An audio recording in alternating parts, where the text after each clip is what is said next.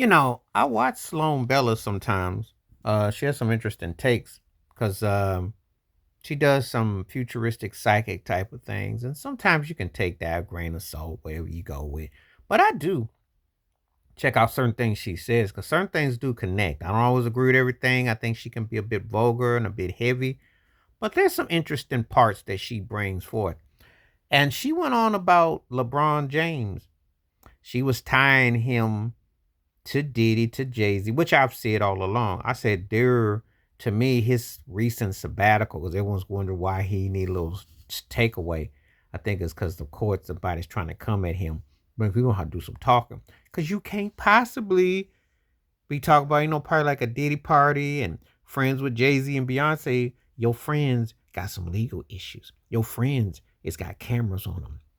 The crew that you hang with. You know what they say about birds of a feather flock together. So, interesting take, not only just because about the association part, which I think of, but also the part that she went on about how she basically looks at LeBron as a slave to the Lakers.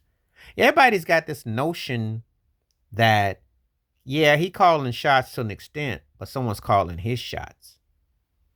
You know, he has to do things, the whole thing with JJ Redick and everything like that. But she brought up a good point. Would you really want to be in his shoes when you have to push all these things to keep the so-called lines going where people have to talk about you? Because obviously you're being controlled like a robot. Actually, you're like you're a part of a part that with Adam Silver, Jenny Buss, the networks, there's a lot of money on him.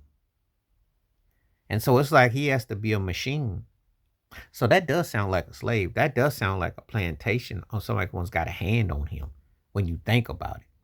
Because if you think about it from a context of he really is trapped there because now they've got people trying to say get him out of LA, get him somewhere he can win, get him some help.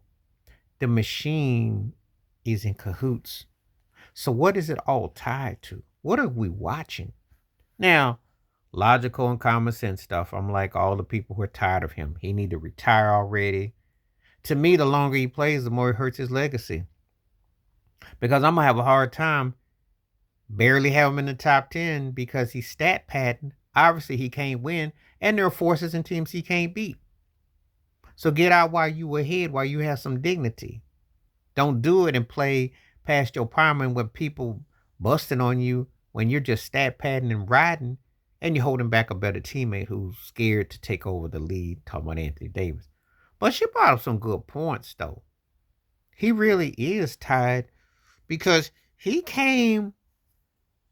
The reason why I give Sloan Bella the slave tied to the Lakers is for a couple reasons. Magic Johnson recruited him to the Lakers. The way Kobe Bryant's career ended, and of course, the unfortunateness and everything, they wanted to create a person that had a so called clean imagery. This was done to take out what you remember, not taking away Kobe's accomplishments and his greatness as a player, but this is a guy that they cloned in a way that they were trying to bring in to almost do away. There's been a lot of whispers about how come he wasn't near Kobe's services and how this, because they had a not that close a relationship like that. But you got to kind of see the imagery that's working at work. So he's bought and paid to come in to be that next face. And he's bought in a way to almost, dare I say, erase as a hired hand. The next face in the next place. Ask yourself a question. Once LeBron is gone, and AD ain't hardly the face of the Lakers, who can they really get legitimately? This so convenience just so happens to work out on their behalf. It just so happens that he's gotten a token ring and this and then the other and all this. So they've done it in a way to manipulate against Kobe. That was part of the thing the agenda has been. So what she's saying is actually accurate. Because one field to replace another field or another hand to fill another hand. There is some truth to this in a twisted way. However, All his friends who happen to be catching some kind of legalities or something ain't the kind of public image they want. But they found a way to manipulate him to look like a Renaissance man with his business endeavors and his films, and it's done. It's very calculating. And I understand what she's saying, even though there ain't much left of him, but he's bought and paid for by the Lakers and the system at large, and Adam Silver. Think about when Adam Silver said he picked Jordan as his greatest player, but don't tell LeBron. What commissioner says stuff like that? And what person says that openly? The things that they say and they do where LeBron is concerned and what you see. Of course, if you are psychic or you can play one on TV, even whether you believe or not, there is some interesting truths because he does fit the criteria that he's bought and paid for there, as a lot of it is. Please like, subscribe, welcome thoughts, comments, and I do respond. Thank you. Wash your hands, keep your mind clear, watch out for another share if you like, and hit that membership. Stay safe, stay blessed, stay woke, stay free. I'm out one time. Peace.